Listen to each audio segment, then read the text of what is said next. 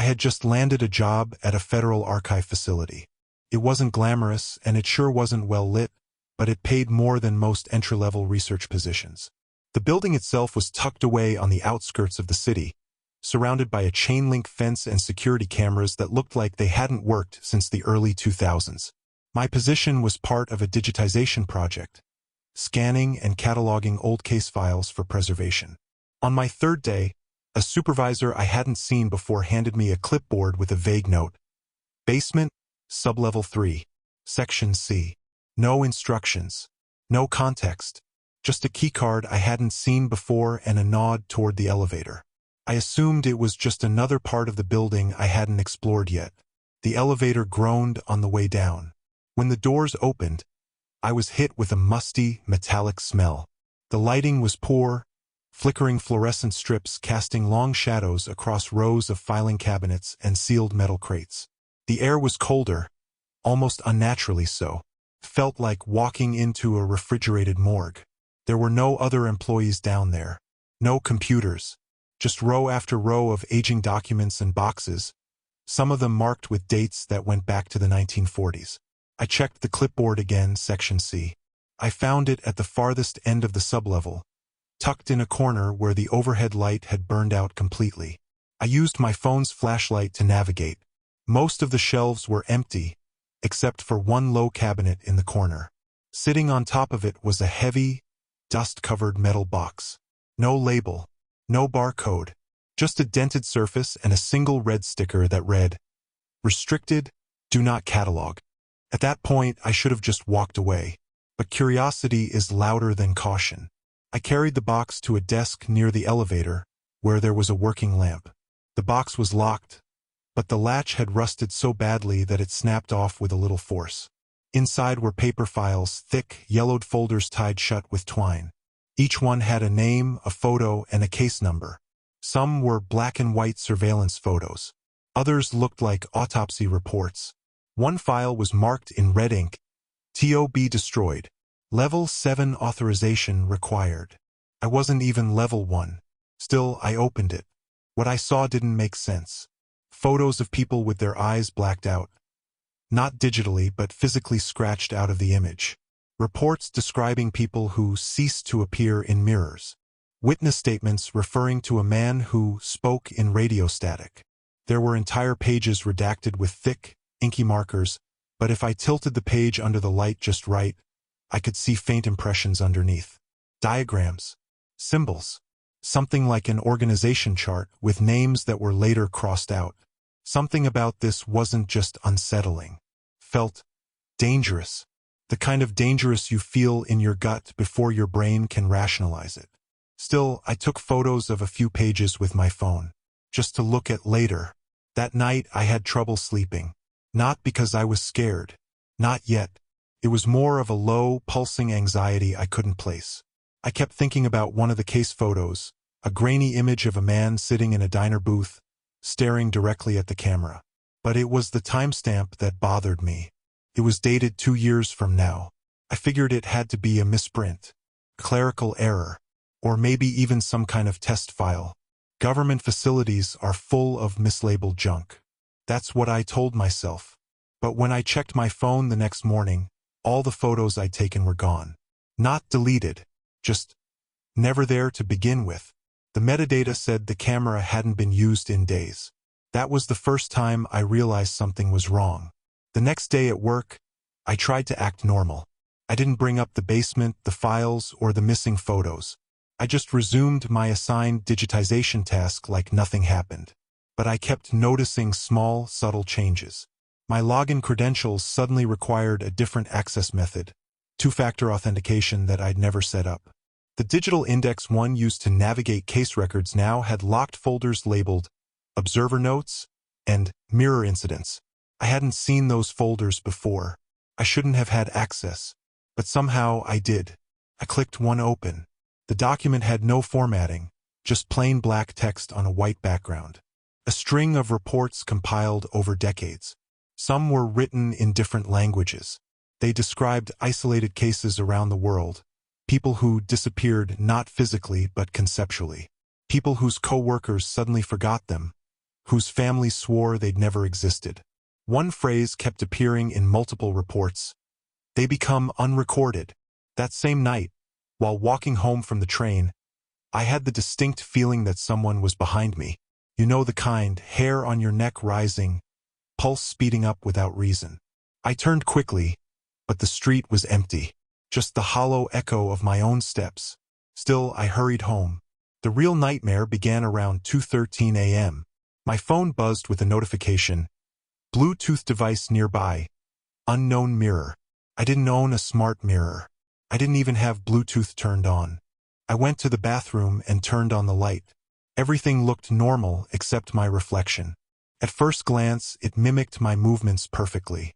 But when I leaned in, it was ever so slightly off. Like a frame delay on a live stream. I blinked and it didn't. I touched my face, my real hand, and the reflection stayed frozen for half a second longer than it should have. Then it smiled. I hadn't. I stumbled out of the bathroom, slamming the door shut behind me. My heart was pounding. I didn't sleep again that night. By morning, I had convinced myself it was a hallucination. Stress. Maybe even sleep paralysis while standing. My mind reaching for explanations. But the reflection wasn't the only thing wrong. In the office, people had started treating me differently. Cold. Distant. My supervisor walked past me without even a nod. My nameplate on the desk had been removed. When I logged into the system, I got an error. User not recognized. My email account? Deleted. I checked the personnel directory. I wasn't on it. I wasn't supposed to be there anymore. At lunch, I tried to confront someone I used to speak with every day, Jared, from records. But he looked at me like I was a stranger. Worse than that, like he couldn't even focus on my face. Like I was some kind of blur in his perception. He just walked away mid-sentence. That afternoon, security escorted me out of the building. No reason, no conversation, just a firm grip on my arm and a muttered phrase into their radio. Another observer. Protocol 3.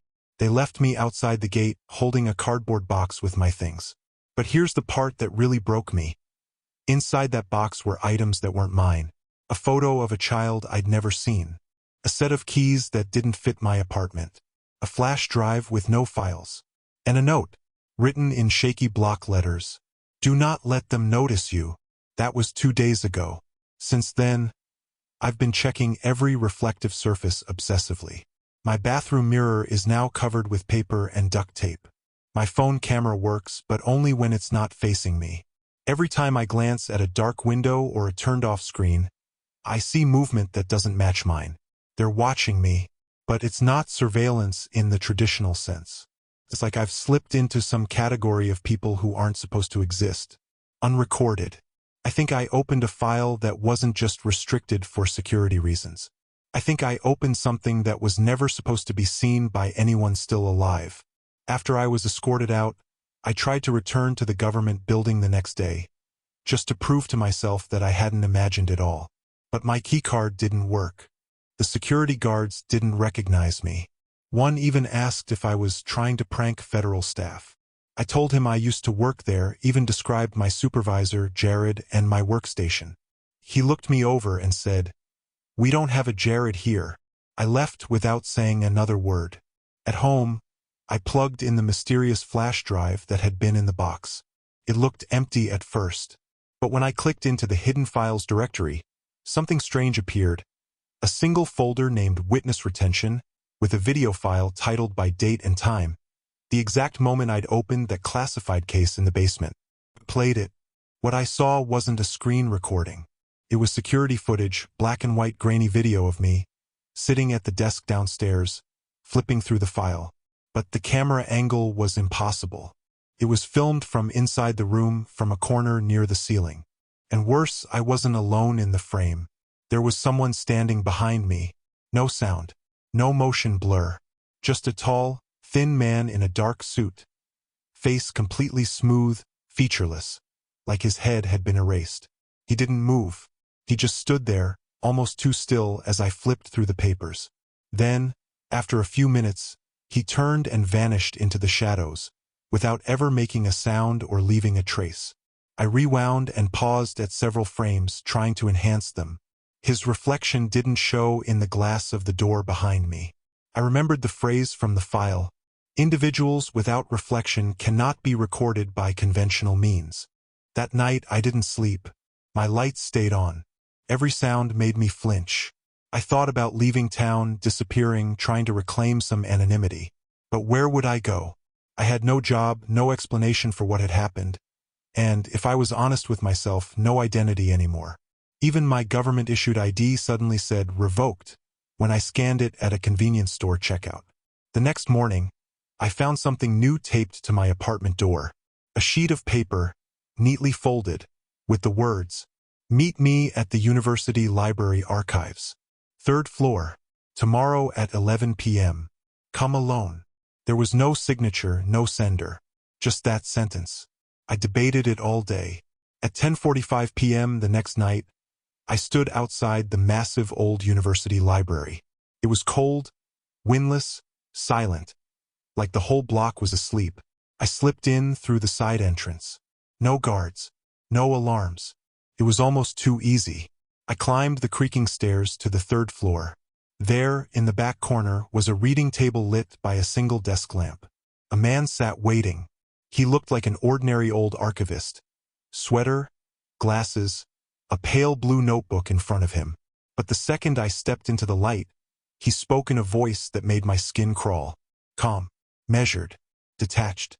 "You were never supposed to see that file." I asked who he was. He smiled, thinly. "I keep records that can't be stored anywhere else. I catalog anomalies that slip through. You're not the first to see the mirror protocols. But most don't live long enough to ask questions." I asked why he'd contacted me. He slid the notebook across the table. Inside were names. Dozens. Dates, cities, handwritten notes, like an underground census of people who'd seen too much. At the bottom of the last page, written in black ink. Name. My name. Status. Pending deletion. I looked up, horrified. He said, "There's only one way to survive this. Become a blank. Leave behind everything. No records, no reflection, no witnesses. Or you fade." Then he was gone. I don't remember him standing up. One moment he was there, the next, nothing but the notebook. That was 2 nights ago. Now I'm living off-grid. No internet. No address. I destroyed my electronics. I speak to no one. I cover every mirror, every screen. And still I feel watched. I think the moment I opened that file, I was marked. I wasn't just reading a report. I became part of it. Since my meeting with the strange archivist in the university library, I've been trying to erase myself. No bank cards. No smartphone. I destroyed everything digital. I withdrew what cash I could before my access was revoked entirely. I even tried staying in hostels under a fake name, but somehow, I always felt like someone already knew I was coming. Paranoia became my routine. I learned to walk different routes every day. I never stayed anywhere longer than 2 nights. Once, I caught my own reflection in a store window and flinched. Not because of what I saw, but because it lagged a moment behind me. Something wasn't right. One night, I stayed in a rundown motel just outside a small mountain town. No reception. Cash only. The kind of place that smelled like mildew and cigarette ghosts. I tried to sleep, but sometime after midnight, the old CRT TV in the room turned on by itself. No picture, just static. Then something emerged from the noise. Not an image. A shadow, like a silhouette inside the static, standing still watching me. I pulled the plug. Darkness returned. But the image didn't leave my mind. I remembered the warning from the file. They can migrate through analog signals. Mirror. Reflection. Transmission. I boarded a bus the next morning, intending to leave the country. I had a fake passport, bought from someone I'll never name. My plan was to head north, cross into remote territory, disappear for good. That plan ended at the border. They flagged me the moment I handed the passport over. The agent scanned it, paused, then looked me in the eyes and said, "We've been expecting you." I ran. I didn't stop running until I reached the tree line behind the checkpoint. The bus was gone. My bag was gone. I had nothing except a crumpled note I found in my coat pocket that night. You're part of the case now. You can't file yourself away. That's when it hit me. The file wasn't about them. It was about us. People like me. People who ask too many questions. People who step into places they were never meant to go. I thought I was an employee of the system, a cog in the machine. But I was just inventory. A number. And now I'm one of the anomalies. You know how people talk about vanishing without a trace? It's real. And it doesn't always mean you're dead. Sometimes it just means your data dies. Your name gets erased. Your file goes black. You keep breathing. But no one can prove you were ever real. I'm posting this now from a compromised connection that won't stay up long. I know they'll find this. They probably want me to write it. Maybe that's part of the protocol to one last confession before deletion. So here it is. If someone tells you not to go into the basement, don't go. If a file is marked eyes only, keep yours shut. And if you ever find a flash drive with no label, no markings, and it's ice cold to the touch, bury it, burn it, run. Because the truth isn't just out there. It's waiting, and it watches.